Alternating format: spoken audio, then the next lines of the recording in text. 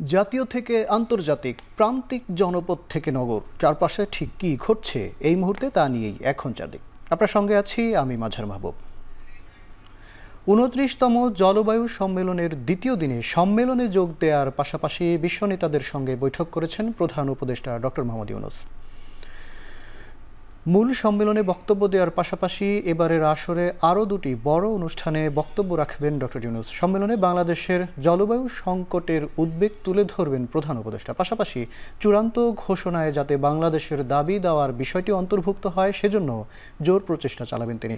সম্মেলনের ফাঁকে Ritz Carlton হোটেলে আল আজহার আল শরীফের গ্র্যান্ড ইমাম প্রধান উপদেষ্টার সঙ্গে সৌজন্য সাক্ষাৎ করবেন।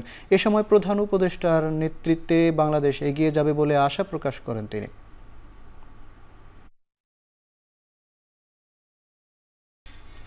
জানুয়ারিতে বাংলাদেশে আসছেন ফিফা প্রেসিডেন্ট জিয়ান্নি ইনফান্তিনো। বাংলাদেশে যুব উৎসবে যোগদানের জন্য প্রধান উপদেষ্টা ডক্টর মোহাম্মদ ইউনূসের আমন্ত্রণ গ্রহণ করেছেন বিশ্ব ফুটবলের অভিভাবক সংস্থার প্রধান। আজারবাইজানের রাজধানী বাকুতে বিশ্ব জলবায়ু সম্মেলনের ফাঁকে প্রধান উপদেষ্টার সঙ্গে দেখা করেন তিনি। প্রধান উপদেষ্টা আসন্ন যুব উৎসবে যোগদানের জন্য তাকে আমন্ত্রণ জানান বলে গণমাধ্যমকে জানান প্রধান উপদেষ্টার প্রেস সচিব শফিকুল আলম। বিশ্বজুড়ে স্বনামধন্য কয়েকটি নারী ফুটবল দলকে বাংলাদেশে আনার বিষয়ে প্রধান উপদেষ্টা সহযোগিতা চেয়েছেন বলেও জানিয়েছেন প্রেস সচিব। জলবায়ু সম্মেলনের দ্বিতীয় দিনের ২০টির বেশি দেশের সরকার ও রাষ্ট্রপ্রধানের সঙ্গে বৈঠক করেছেন প্রধান উপদেষ্টা ডক্টর মোহাম্মদ ইউনূস।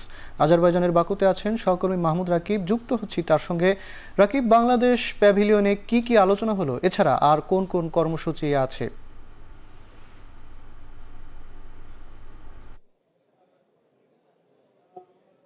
মাঝার মূলত কিছুক্ষণ আগে বাংলাদেশের প্যাভিলিয়নের কর্মসূচিটি শেষ করে প্রধান উপদেষ্টা ডক্টর মোহাম্মদ ইউনূস তার আজকের অন্য যে কর্মসূচি সেখানে গিয়েছেন। আমরা মূলত জেনেছি যে এখন প্রধান উপদেষ্টার একটি দেশের প্রধানমন্ত্রীর আমন্ত্রণে একটি ডিনার পার্টি রয়েছেন, সেখানে তিনি গিয়েছেন। সেখানেও সেই দেশটির সঙ্গে বাংলাদেশ কিভাবে আগামীতে সম্পর্ক উন্নয়ন করবে, কিভাবে বাংলাদেশের সঙ্গে একের সাথে কাঁধে কাঁধ মিলে জলবায়ু পরিবর্তনের কাজ করবে তা নিয়ে সেখানে আলোচনা হবে। আর আজকের এখানে যে আলোচনাটি হয়েছে, এখানে মূলত আলোচনা হয়েছে বাংলাদেশের যারা কৃষক রয়েছে তারা কিভাবে জলবায়ু পরিবর্তনের যে চ্যালেঞ্জ সেটি মোকাবেলা করে তাদের কাজগুলো করবে। এখানে কয়েকটি বিষয় কিন্তু ডক্টর মোহাম্মদ ইউনূস তুলে ধরেছেন। তার মধ্যে একটি ছিল ব্যাংকিং খাত। তিনি বলছেন যে বাংলাদেশের যারা কৃষক শ্রেণীর মানুষ তারা ব্যাংকিং খাত থেকে সুবিধা পায় না, মূলত যারা উচ্চবিত্ত তারাই ব্যাংকিং খাতের সুবিধাটা নিয়েছে। এবং তিনি এও কিন্তু বলছেন যে গত ১৫ বছর ধরে যে বাংলাদেশের ব্যাংকিং খাত থেকে শুধু উচ্চবিত্তরাই কিন্তু সুযোগ সুবিধাগুলো নিয়েছে, কৃষক শ্রেণী সেই সুযোগ সুবিধাটা পাননি। এটি কিভাবে বাড়ানো যায় তা নিয়ে এখানে কথা হয়েছে। এখানে কথা হয়েছে,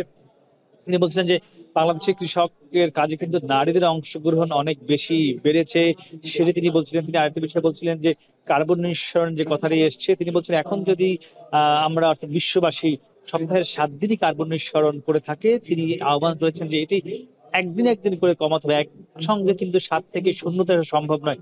তিনি বলছেন ধীরে ধীরে আসতে হবে, অর্থাৎ এখন ৭ দিনই কার্বন যদি দূষিত হয় এটি আস্তে আস্তে ৬ দিনে নামিয়ে আনতে হবে, এরপরে ৫ দিনে, এরপরে ৪ দিনে, ৩ দিনে, এভাবে আস্তে আস্তে এই পুরো যে জিরো কার্বন যেটি বলা হচ্ছে কার্বন নিঃসরণ ০তে নামিয়ে আনা, সেটি আস্তে আস্তে নামিয়ে আনার তিনি পরামর্শ দিয়েছেন। এর পাশাপাশি আরেকটি কথা বলেছেন যে মাইক্রো ফাইন্যান্সের কথা তিনি বলেছেন যে কৃষকদের এগিয়ে যেতে এবং জলবায়ু পরিবর্তনের যে সংকট এটি কাটিয়ে উঠতে হলে মাইক্রো ফাইন্যান্সের ব্যবহার বাড়াতে হবে, এই কথাটিও তিনি বলেছেন। এবং এর পাশাপাশি আপনি জানেন যে এই আয়োজনের পাশাপাশি আগামীকাল ডক্টর মোহাম্মদ ইউনূসের মূল বক্তব্য দেওয়ার কথা রয়েছে, যেটি বলে লিডার সামিট। সেটি বাংলাদেশ সময় আগামীকাল ১:৩০ থেকে ৩টার মধ্যে তিনি বক্তব্য দেবেন। সেই বক্তব্যে তিনি মোট ৩টি বিষয় গুরুত্ব দেবেন। একটি হলো ৩-0 পলিসির কথা তিনি সেখানে তুলে ধরবেন। তিনি তুলে ধরবেন জীবনযাত্রা মান বা জীবন মান কিভাবে পরিবর্তন করে পরিবেশ সম্মত করা যায় সেটি তিনি তুলে ধরবেন। এর পাশাপাশি তিনি বিশ্ব যে যারা নেতারা রয়েছে তাদের কাছে প্রশ্ন ছুড়বেন যে কবে ক্ষতিগ্রস্ত দেশগুলো জলবায়ু পরিবর্তনের ফলে যে ক্ষতি হচ্ছে তার ক্ষতিপূরণ পাবে কবে, সেই প্রশ্ন কিন্তু তিনি আগামীকাল বেশ জোরালো ভাবে করবে বলে আমাদেরকে নানান ভাবে আমরা জানতে পেরেছি। আমার কাছে ছিল সবশেষ মাঝার।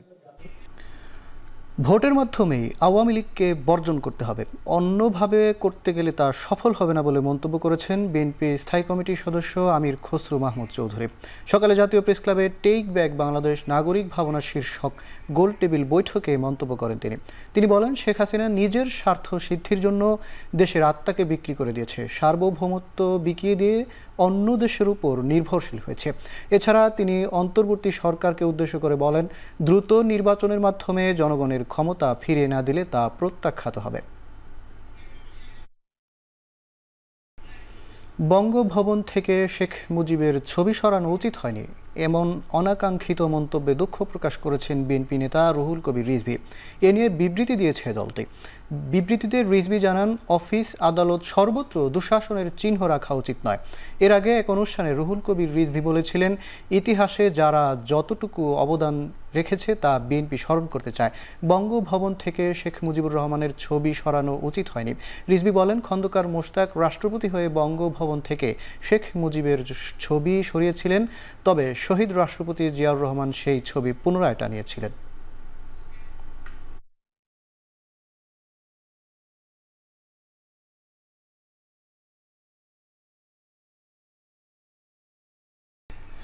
এদিকে বৈষম্য বিরোধী ছাত্র আন্দোলনের নিউ মার্কেট এলাকায় ব্যবসায়ী ওয়াদুদ হত্যা মামলায় বরগুনা 1 আসনের সাবেক এমপি ধীরেন্দ্র দেবনাথ শম্ভুকে 6 দিনের রিমান্ড দিয়েছেন আদালত। ধীরেন্দ্র দেবনাথ শম্ভুকে 10 দিনের রিমান্ড আবেদন করলে হাজির করা হয় আদালতে। চিফ মেট্রোপলিটন ম্যাজিস্ট্রেট এ সময় তার রিমান্ড মঞ্জুর করেন। এ সময় রাষ্ট্র ও আসামি পক্ষের আইনজীবীদের শুনানি শেষে তাকে 6 দিনের রিমান্ড দেন আদালত। শফিকুর রহমানের আদালত এই রিমান্ড মঞ্জুর করেন। এ সময় রাষ্ট্রপক্ষের আইনজীবী বলেন, শম্ভু তার নির্বাচনী এলাকায় বিরোধী দলের রাজনীতিবিদদের নানাভাবে অত্যাচার করেছেন। এছাড়া এদিন একই মামলায় 14 দলের সমন্বয়ক আমির হোসেন আমুকে জামিন নামঞ্জুর করে কারাগারে পাঠিয়েছেন আদালত। বেক্সিমকো গ্রুপ দেখভালের জন্য রিসিভার নিয়োগের হাইকোর্টের আদেশ বহাল রেখেছেন আপিল বিভাগ। তবে বেক্সিমকো ফার্মাসিউটিক্যালস লিমিটেড রিসিভার নিয়োগের বাইরে থাকবে। একই সঙ্গে রিসিভার নিয়োগ নিয়ে জারি করা রুল 2 সপ্তাহের মধ্যে নিষ্পত্তি করতে নির্দেশ দেওয়া হয়েছে। মঙ্গলবার আপিল বিভাগের জ্যেষ্ঠ বিচারপতি মোহাম্মদ আশফাকুল ইসলামের নেতৃত্বে 3 বিচারপতির বেঞ্চ এই আদেশ দেন। 25 বছরে বেক্সিমকো ফার্মাসিউটিক্যালস লিমিটেড সহ গ্রুপের তথ্য সরবরাহ করা সহ কয়েকটি বিষয় নিয়ে সুপ্রিম কোর্টের সিনিয়র আইনজীবী মাসুদ আর সোবহান 4 সেপ্টেম্বর রিট করেন। ওই রিটের প্রাথমিক শুনানি বেক্সিমকো গ্রুপ অব কোম্পানিজের অন্য সব ব্যবসা সংশ্লিষ্ট প্রতিষ্ঠানের কি পরিমাণ ঋণ অপরিশোধিত আছে, ঋণের বর্তমান অবস্থা ও পরিশোধের তথ্য দিতে এবং বেক্সিমকো গ্রুপের সব সম্পত্তি সংযুক্ত করে সেসব সম্পদের ব্যবস্থাপনায় রিসিভার নিয়োগ বিষয়ে রুল সহ আদেশ দেওয়া হয়। আন্তর্জাতিক প্রসঙ্গ। চীনের দক্ষিণাঞ্চলে একটি স্পোর্টস সেন্টারের বাইরে পথচারীদের উপর গাড়ি তুলে দেওয়ার ঘটনায় অন্তত 35 জন নিহত হয়েছেন। আহত হয়েছেন আরও প্রায় অর্ধশত। সোমবার স্থানীয় সময় রাতে চীনের দক্ষিণাঞ্চলে একটি স্পোর্টস সেন্টারের বাইরে ঘটনা ঘটলেও এতে এত হতাহতের বিষয়টি মঙ্গলবার গণমাধ্যমে প্রকাশ করে জুহাই পুলিশ।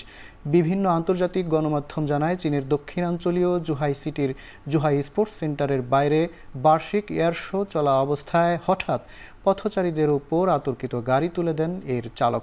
এ সময় গাড়িটি নিয়ন্ত্রণহীনভাবে পথচারী ও দর্শনার্থীদের চাপা দিলে চাকার নিচে পিষ্ট হন বহু মানুষ। পরে পুলিশের হস্তক্ষেপে গাড়িটি আটক করে এর চালককে গ্রেপ্তার করা হয়। এই ছিল এখনকার দিক।